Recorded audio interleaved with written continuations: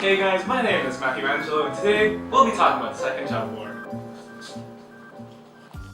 And even though no one refers to it as Java War II, we'll just call it that for simplicity.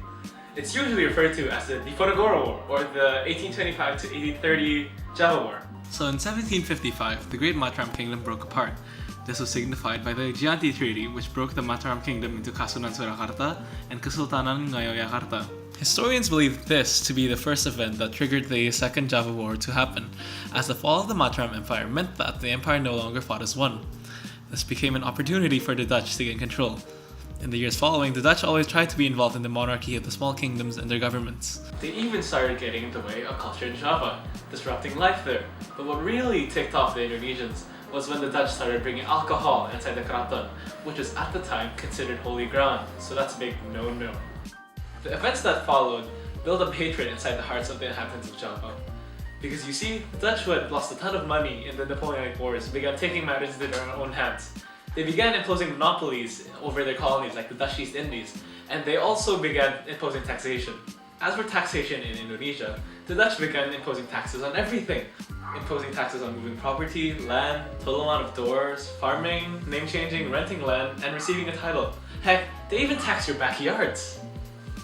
This began building tension between the Dutch and the Javanese people, the tipping point being when the Dutch began to build a road in front of Prince Diponegoro's property, which happened to be on his parents' grave.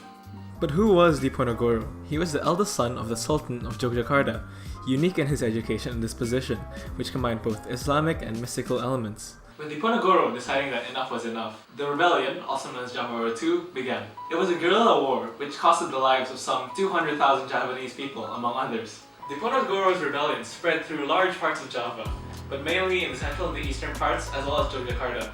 And in the conflict, the rebellion drew much support from the locals, as 15 out of 29 princes and 41 out of 88 senior courtiers joined Diponegoro's rebellion to fight against the Dutch.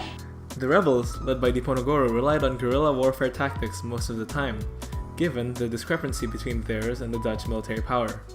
Rebels could easily hide into the countryside before and after battle, hiding their weapons so they could not be identified.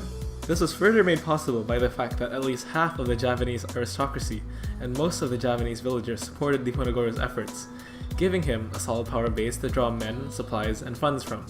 The rebel tactics allowed the prince and the rebels to win many victories against the Dutch, and this was a direct result of the Dutch not anticipating the style of warfare that would be fought in Java. Dutch losses culminated in the cancellation of General de Kook's return to the Netherlands in order to counter the rebel tactics. And as a result of the Dutch losses in 1825 to 1826, General de Kook had to be appointed as supreme commander of all the Dutch armies in Java.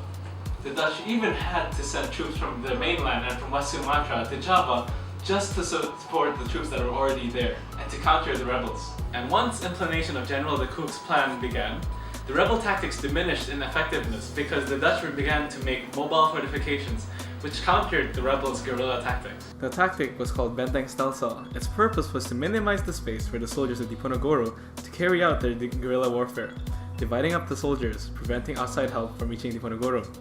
This made it easy for the Dutch to pick away and weaken Diponegoro's army. Despite their success though, the Dutch wanted an even faster solution. A prize of about 15,000 guldens, or around 364 million rupiah today, was offered to anyone who would catch and bring in Diponegoro. And in 1830, he was brought in. And specifically, on the 28th of March 1830, he was brought in to General de Kook and he was forced to end the rebellion.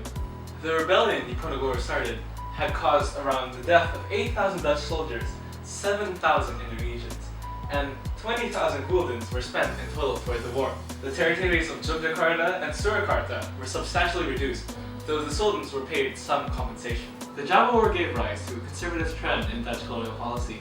Rather than reforming the system like Daendels and Raffles before them, the Dutch adopted the old VOC system of indirect rule. So was the Java War really of any consequence? No, not really. In the grand scheme of things, it was pretty pointless, though Indonesia did get a national hero and a statue out of it. And that's it folks, that's the Java War for you.